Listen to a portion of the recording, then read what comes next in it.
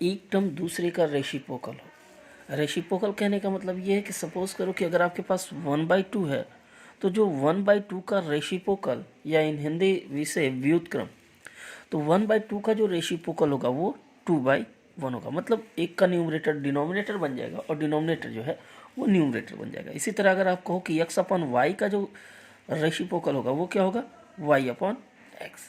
तो जब इस टाइप के क्वेश्चन हो कि एक टर्म का दूसरा रेसिप्रोकल हो, तो आप देख सकते हो कि यहाँ जो न्यूमरेटर है और डिनोमिनेटर है, अगले टर्म में डिनोमिनेटर और न्यूमरेटर बन जा रहे हैं। इसका मतलब ये है कि इस टाइप के क्वेश्चंस को कैसे सॉल्व करें। तो आप एक चीज़ ध्यान रखो कि जब भी एक टर्म का रेसिप्रोकल दूसरा टर्म हो, तो उस टाइप के क्वेश्चंस को सॉल्व करने के लिए आप इनमें से किसी एक को y या t कुछ सपोज कर सकते हो, आप फ्री हो कुछ भी सपोज कर सकते हो। सो सबसे पहले हम क्या करेंगे, let, it means in Hindi you can say, माना late 3x - 4/7 equals to y। तो अगर आप ध्यान से सोचो कि 3x - 4/7 की वैल्यू y है, तो इसका मतलब ये है कि अगर हम दोनों टर्म्स का रेसिप्रोकल कर दें, इट मीन्स अगर दोनों टर्म का रेसिप्रोकल करें तो उससे पहले आप 3x - 4/7 और y को आप नोट कर लो y/1। अब दोनों ही साइड्स का रेसिप्रोकल करो, इट मीन्स न्यूमरेटर को बना दो डिनोमिनेटर और डिनोमिनेटर को न्यूमरेटर। सो ये बन जाएगा 3/3x - 4, 7/3x - 4 equals to 1/y। तो इसे आपको बहुत ही ध्यान से देखना है कि हमें चेंज कैसे करना होगा। इट मीन्स जहाँ कहीं भी 3x - 7 होगा उसकी जगह पे आप पुट करोगे y, और जहाँ 7/3x - 4 होगा उसकी जगह आप पुट करोगे 1/y। सो अब आप देख सकते हो ये जो क्वेश्चन होगा वो आपका रिड्यूस हो जाएगा। So now the question will be y plus 1/y equals to 5/2।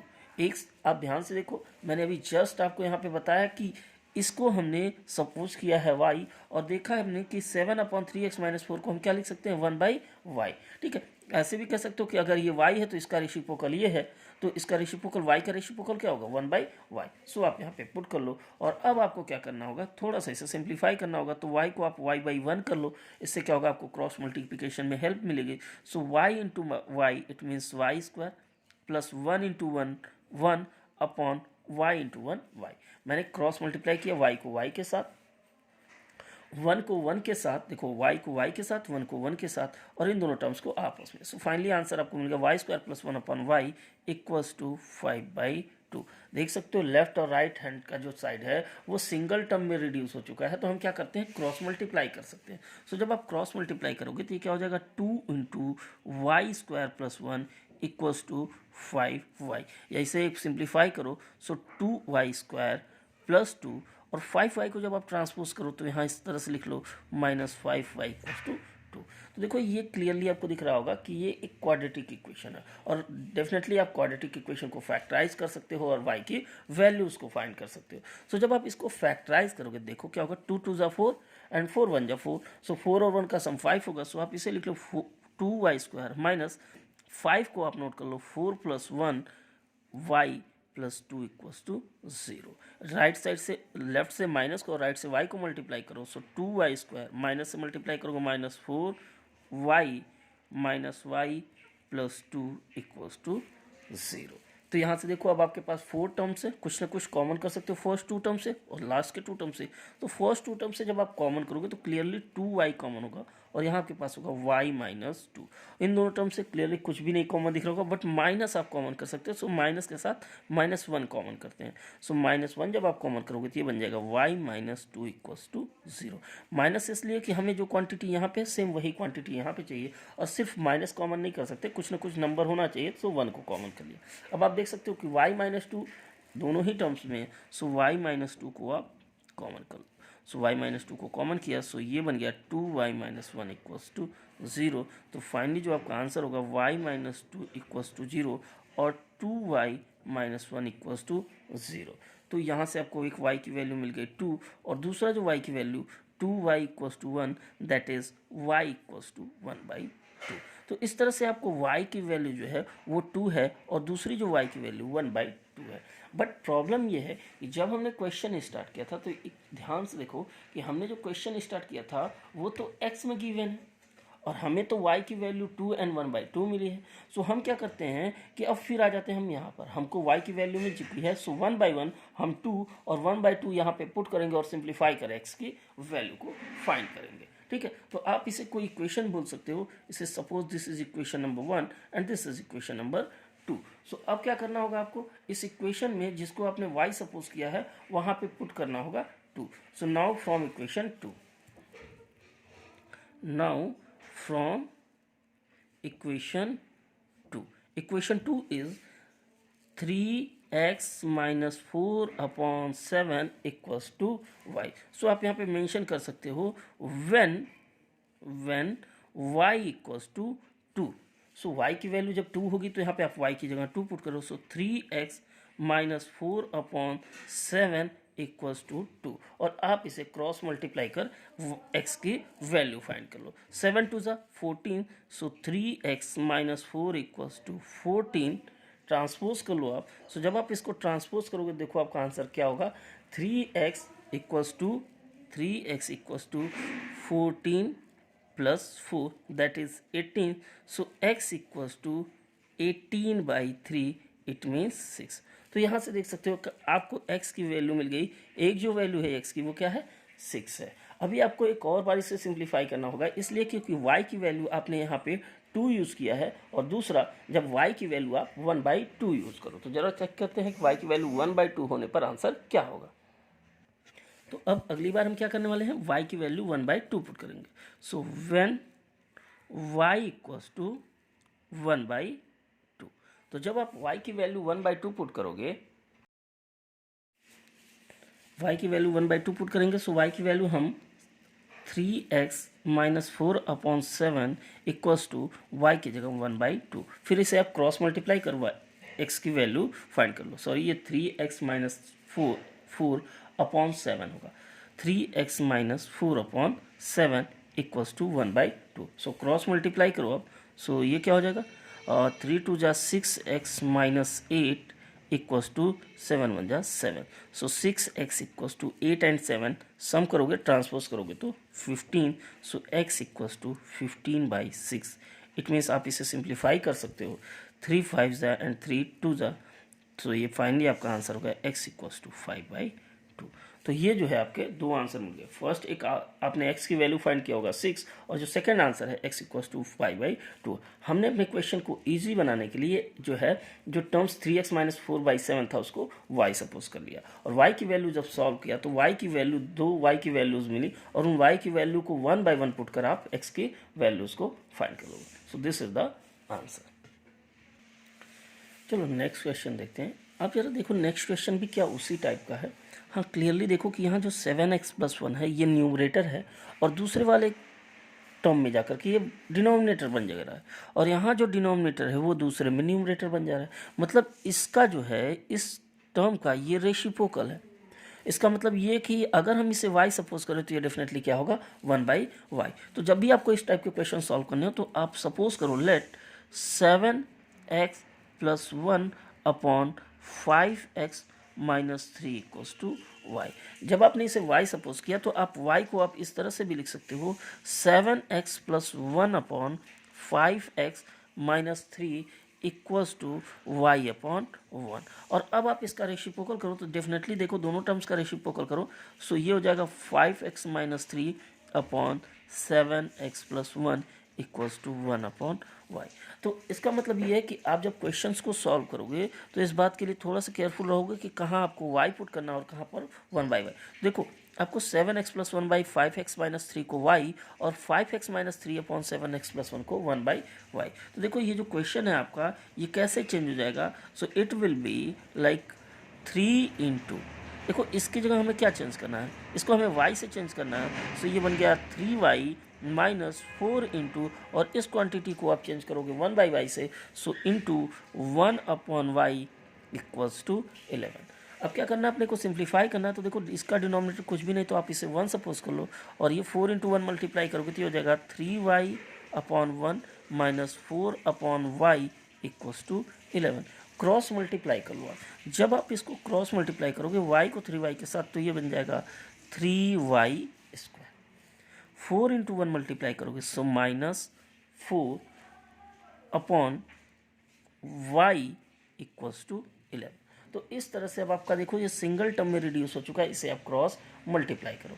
तो जब आप क्रॉस मल्टीप्लाई करोगे तो देखो ये क्या होगा, 3y² -4 equals to 11y। Transpose कर लो आप, सो ये बन गया 3y² -11y -4 इक्वल्स टू 0। तो इस तरह जो है आपका क्वेश्चन एक क्वाड्रेटिक इक्वेशन के फॉर्म में चेंज हो गया है। और अगर आपको पता हो तो क्वाड्रेटिक इक्वेशन को आप बहुत इजीली फैक्टराइज कर उसके रूट्स को फाइंड कर सकते हो। इट मीन्स x या y की वैल्यूज़ को फाइंड कर सकते हो। सो सबसे बड़ी प्रॉब्लम यह है कि इसे आप फैक्टराइज कैसे करोगे। अगर आप ध्यान से सोचो तो इसे फैक्टराइज करने के लिए आपको 3 और 4 का मल्टीप्लाई करना होगा। 3 4 जा 12, और 12 और 1 का डिफरेंस जो होगा, 12 1 जा 12, तो 12 और 1 का डिफरेंस 11 होगा। सो आप इस मिडिल टर्म को स्प्लिट करो y के कोफिशिएंट को। सो 12 को आप 11 को आप नोट कर सकते हो 12 - 1 इंटू वाई -4 इक्वल्स टू 0। ध्यान रखना 3 और 4 का प्रोडक्ट 12 होगा। सो 12 को ऐसे स्प्लिट करना है कि उनका डिफरेंस 11 आ जाए।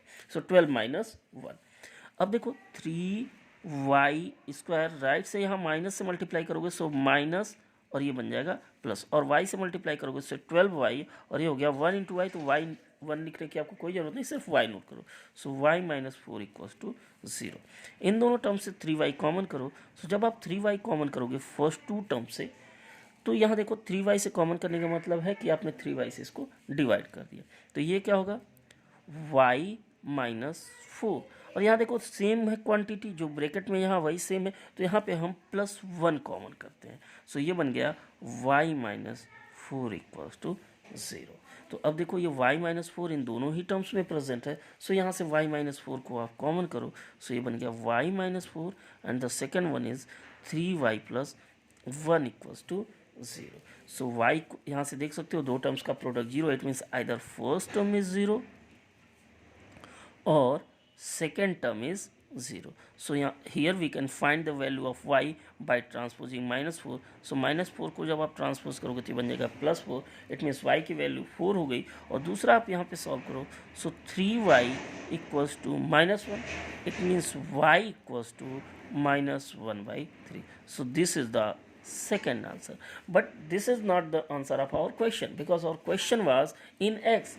Clearly you can see here the question was in x, and to solve this problem we have supposed 5x - 3 upon 7x + 1 equals to 1 by y, and 7x + 1 upon 5x - 3 equals to y. So we have the value of y, and now we have to change the value of y in terms in x. सो यहाँ पे आप clearly देख सकते हो कि यहाँ पे y की वैल्यू हमने सपोज किया था, और अपने पास जो y की वैल्यू है 4 और -1/3 है। तो यहाँ पे 1/1 हम 4 और -1/3 पुट कर x की वैल्यूज़ को फाइंड करेंगे। सो यहाँ पे आप नेक्स्ट स्टेप में क्या करोगे, यही y की वैल्यूज़ को यूज़ कर लोगे। सो y क्या है, आप चाहो तो यहीं पे क्लियरली नोट कर सकते हो।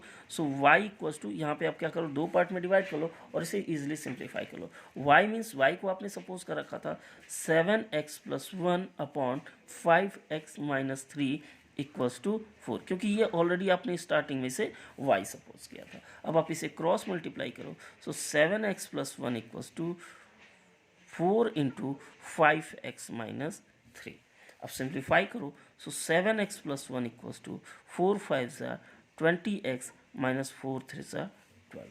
सो आप इसे सिंप्लीफाई करो। सो 7x को आप ट्रांसपोज करो। जब ट्रांसपोज करोगे it will B 20x - 7x, और इस 12 को आप राइट साइड में ट्रांसपोज करो। So it will be 12 + 1। It means we have 13 equals to 20 - x, that is 13x। 13 and 13 will cancel out, क्योंकि आप x की वैल्यू फाइंड करोगे 13/13 होगा। So finally we have x equals to 1, that is the answer. So first answer is x equals to 1. So what is the second answer? Here we have to put again the value of y. In starting we have suppose y equals to 7x plus 1 upon 5x minus 3 equals to minus 1 upon 3. तो अब क्या करना होगा आपको, x की value को find करना है। सो क्रॉस मल्टीप्लाई करो। सो ये क्या हो जाएगा, 7x plus 1 into 3 equals to minus 1 से मल्टीप्लाई करो -1 इंटू 5x - 3। तो सबसे पहले जब आप मल्टीप्लाई करोगे देखो ये क्या होगा, 3 7 ज़ा 21x + 3 इक्वल्स टू, बस यहाँ देखो 1 से मल्टीप्लाई करने पर कोई चेंज नहीं होगा, बट माइनस से मल्टीप्लाई करोगे सो ये साइन चेंज हो जाएगा, -5x+3।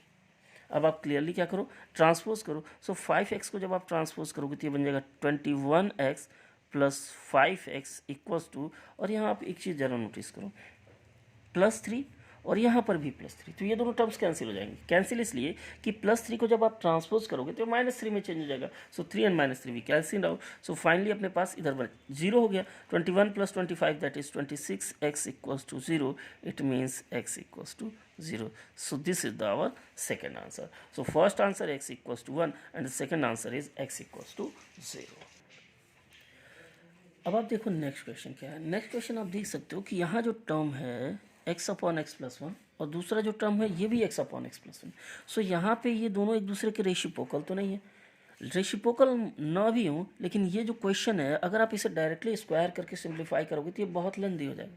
सो यहाँ पे क्या करते हैं, हम इस क्वांटिटी को x/x+1 और यहाँ जो x/x+1 है इसे हम y सपोज करते हैं। So let x/x+1 = y। जब आपने इसे x/x+1 को y सपोज किया तो ज़रा ध्यान से देखो ये क्वेश्चन क्या बन जाएगा। ये जो क्वेश्चन होगा ये रिड्यूस हो जाएगा और इसको इस क्वांटिटी जो ब्रैकेट के अंदर की क्वांटिटी है इसको आपने y सपोज किया, सो ये बन गया y² -5 इंटू, और इसे हमने y सपोज कर रखा है, so -5y + 6 = 0। So now we have a quadratic equation which we have to simplify and we have to find the value of y. It means हमें इस quadratic equation को simplify करना है और इससे y की वैल्यू को find करना है। So clearly 6 × 1 = 6 and 3 × 2 = 6, 3 और 2 का सम 5। So y² minus 5y को आप लिख सकते हो माइनस 5 को नोट कर लो, 3 + 2 × y + 6 = 0। सो अगर आप यहाँ से देखो तो ये बन जाएगा y² -3 से मल्टीप्लाई करो और इधर से y, सो -3y -2y + 6 = 0। सो इन दोनों टर्म से आप पहले y को कॉमन कर लो, सो y -3 और यहाँ से -2 को, सो y -3 = 0। इन दोनों टर्म से y -3 कॉमन होगा, सो y -3 को आप दोनों ही टर्म से कॉमन कर लो, सो y -3 and in the second bracket it will be y -2 = 0। सो आप देख सकते हो दो टर्म्स का प्रोडक्ट अगर 0, it means either first term is 0 और सेकेंड टर्म इज 0। सो यहाँ पे क्या करो, आप इसे सिंप्लीफाई करो और y की वैल्यू को फाइंड करो। सो y -3 = 0 और y -2 = 0। So first y = 3 and the second answer y = 2। But आपको ये तो याद ही होगा कि हमें y से कोई मतलब ही नहीं है। हमने तो y को अपने क्वेश्चन को इजी फॉर्म करने के लिए सपोज किया था। तो y है कौन, y मीन्स x/x+1। सो यहाँ पे फाइनली हम y की वैल्यू पुट कर देंगे x/x+1 और वहाँ से x की वैल्यू को हम कैलकुलेट करेंगे। सो y को हम रिप्लेस कर देते हैं इस क्वेश्चन में। देखो y को हम रिप्लेस कर देते हैं x/x+1 से। सो x/x+1 = 3 और सेम वे में यहाँ भी आप y को रिप्लेस कर दो x/x+1 = 2 से। अब आप इसे सिंप्लीफाई कर x की वैल्यूज़ को फाइंड कर लो, that will be your answer. So x = cross multiply करोगे so it will be 3x + 3। Cross multiply करोगे तो 3 से x को 3x और 1 को तो 3 हो जाएगा। सो अब देखो इस 3 को आप ट्रांसपोज करो इस साइड और x को इस साइड। सो ये हो जाएगा -3 और ये बन जाएगा 3x - x। सो 3x से जब आप x को माइनस करोगे तो आंसर होगा 2x and it will B -3। So x = 2 multiply है, सो आप डिवाइड कर दो, सो -3/2। सो this is the first answer. So x = -3/2। But यहाँ पे एक बार और आपको सॉल्व करना होगा क्योंकि x की वैल्यू एक और फाइंड करनी होगी यहाँ से। सो जब आप इसे सॉल्व करोगे सो x = 2 × x + 1। सो आप सिंप्लीफाई करो x = 2x + 2। 2 को आप ट्रांसपोज कर लो इस साइड, सो ये बन जाएगा -2 और x को अगर आप इस साइड ट्रांसपोज करो सो ये बन जाएगा 2x - x। So 2x - x that is x = -2। So ये आपको मिल गया answer x = -2। It means we have two different answer. First one is -3/2 and second one is -2। So this is the required answer. Thank you for watching.